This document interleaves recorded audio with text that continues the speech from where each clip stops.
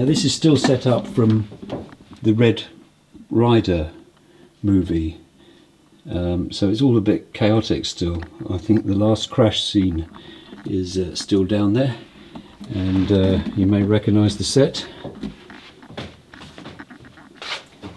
When I started filming with the car cam, I had to get a lot more buildings because you need things at the side for cars to drive past, whereas previously when I was filming from above with this camera, I needed less buildings because buildings tend to obscure the road. So you'll see I've tried to light it as much as I can.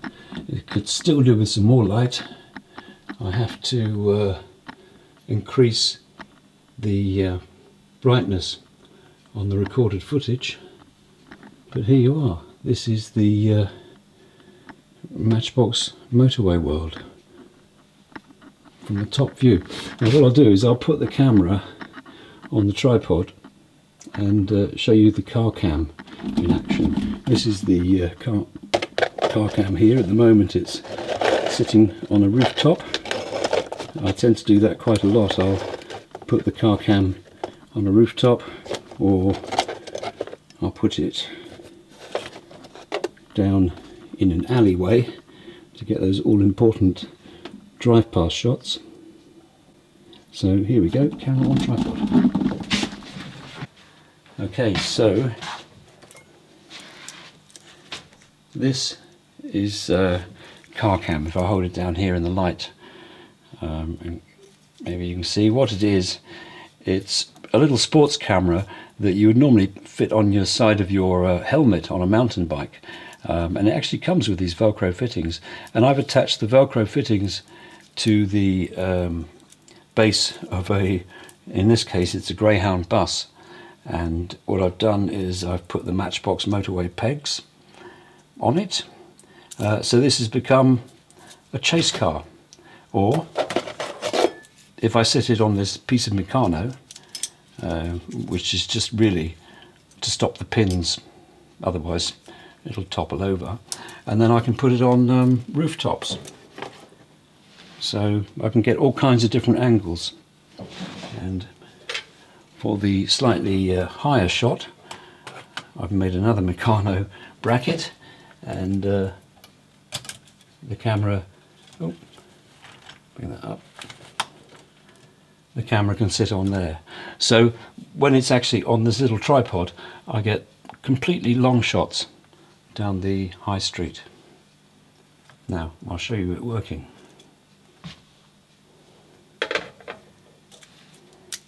Very simple. It's got a memory card inside, and this can actually record for up to 2 hours in full high definition. But it's quite, this one's made of metal, and I paid £99 for that, which is UK pounds, so it's about $150.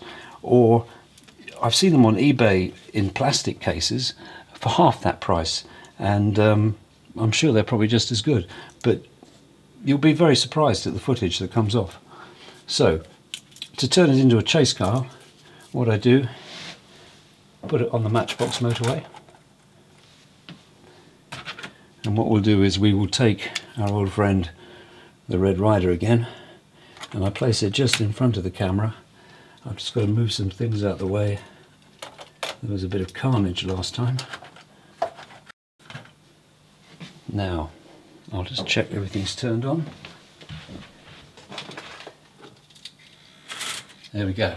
So the idea is cam car, which I shall put up a little image on the screen so you can see exactly what cam car is seeing. So here we go, cam car.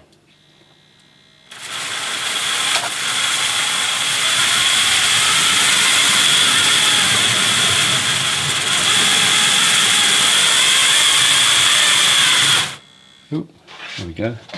Don't know if that's in shot, but I've got a little crash.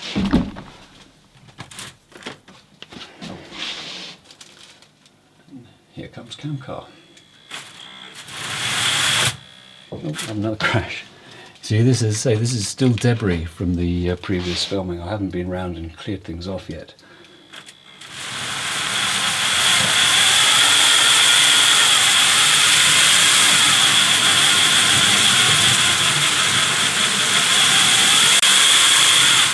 But then also what I do is I vary the shot, so I'll do some footage.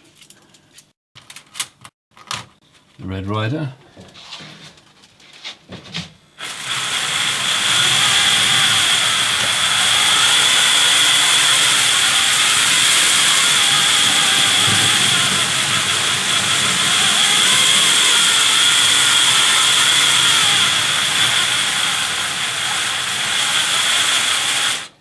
And then when I was saying about positioning to get different shots of the car, because I think that's always good to get a different perspective, I use this bit of Meccano, as I said, to stop the little pegs from poking through, and then I will put that in different positions.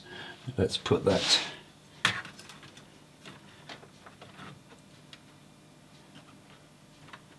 facing down there.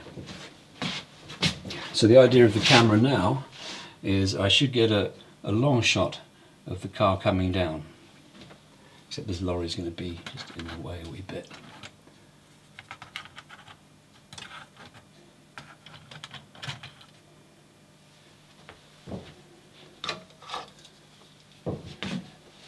And then in the edit I would cut between being behind the car, in front of the car, to a long shot perhaps of the car passing.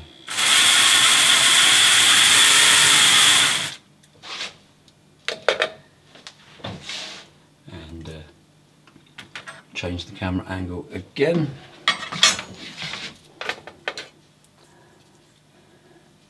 This time I'm putting the camera on the tripod, and I'm going to put it on the fire station roof to capture a shot, perhaps as it comes under the bridge, or certainly as it goes past the fence. So back, here comes Red Rider.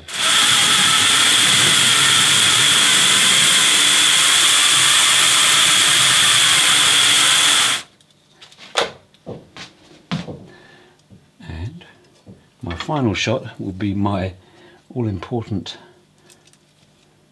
through the side street shot.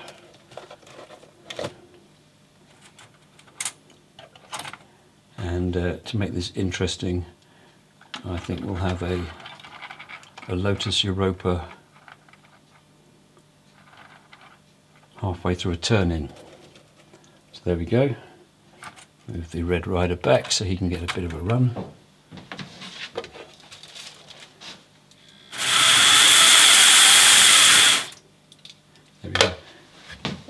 What I'll often do is I will slow the footage down to give it a little bit more impact, otherwise it's just over a little bit too quick.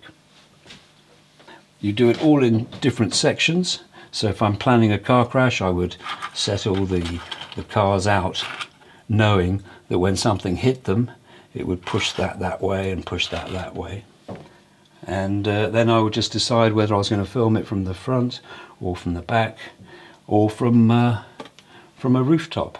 The more you can mix up the shots with different perspectives and scenes from underneath a bridge or on top of a bridge, I think it makes it that little bit more realistic, and certainly it's more fun to make that way, and I hope it's more fun to watch. Everything on here can be moved, so you know I can move these buildings. They're just made of cardboard. A lot of these, like this one here, all these have been bought second-hand from eBay, and very cheap.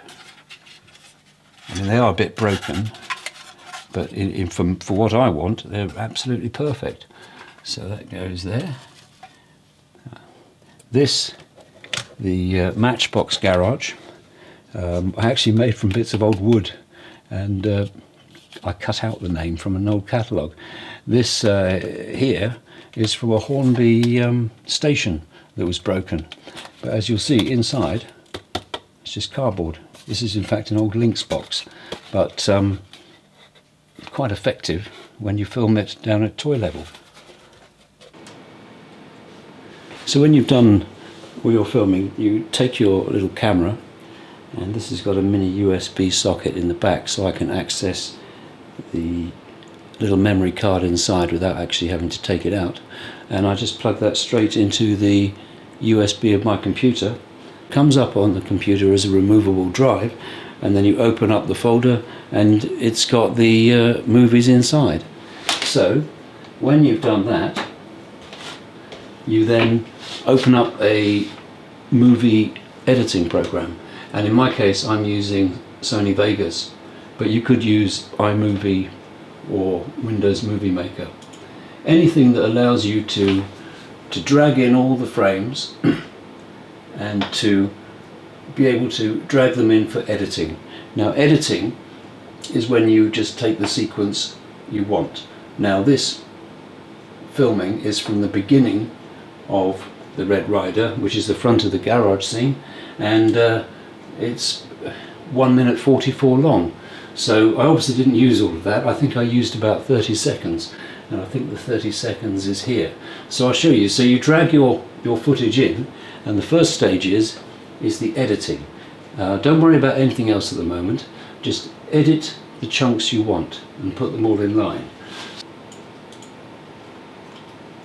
So these are all the individual sections of edited movie that I've chosen from the footage. When I did the original recording, I think there was probably about 20 minutes of footage, and as you can see, each little coloured chunk here represents a different sequence. So if I go through the sequences, you'll see they're all different shots, and they've been filmed from different camera angles, sometimes on the car cam following and sometimes on the car cam sitting in a street, and then I've edited them together. Once you've edited them together, then the important thing will be the soundtrack, because at the moment this has no sound other than the very poor little spring that goes underneath, and this is the bit I like most, is creating the soundtrack. Sony Vegas is very good because you can keep on adding audio tracks, and this just makes it easier to be able to move sound effects along if you need to bring them in front of a sequence. If you wanted a crash to happen, it's easy to see which one is the crash. So all these sound effects I've added add up to the full soundtrack. The other important thing I would say is, as you begin to put the audio down, put it down at a lower level. You'll see you probably can't see, but there's a little tiny line. I'm putting the sound effects down at half level because I know by the time I have added a layer of 4 or 5 sound effects, that volume is going to increase. So if you were to put really loud sound effects down on all these layers, by the time it went out to the finished video, it would be distorting, it would be too loud, it would be blowing the meters to pieces. So remember, when you're building up sound effects, start off low. You can always increase them very easily on the master sound, but it's a lot harder to bring sound effects down in a mix. This shot here, the car is just hitting the barrier. I think you can see it just going up. So if I go down, you'll see the sound effect I put on. And this is the sound effect. This is the impact sound effect.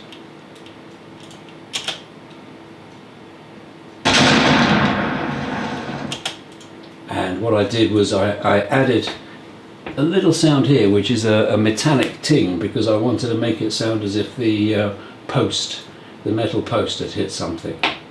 So here is the metal ting.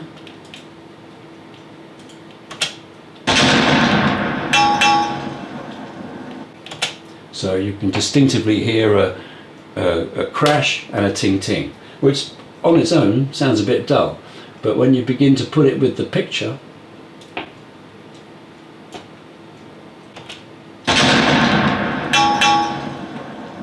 so you can begin to see how I'm building up the effect. We've got the impact and the sound of a metallic thud.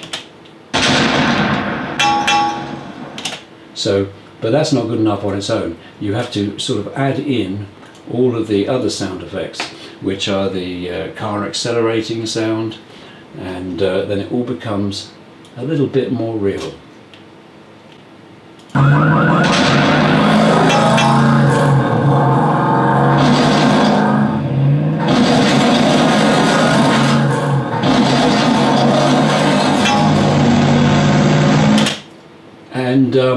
that, in short, is how you make it. You film it, you edit it, and then you dub sound on. And to think, this is just a £99 camera, and you could use this on model railways. You could also use this on Scalextrics. But the good thing about that is it gets down at car level. It really does. And you see a whole new world. So I hope you stay with me for a little bit longer and enter my new world. Thanks for watching.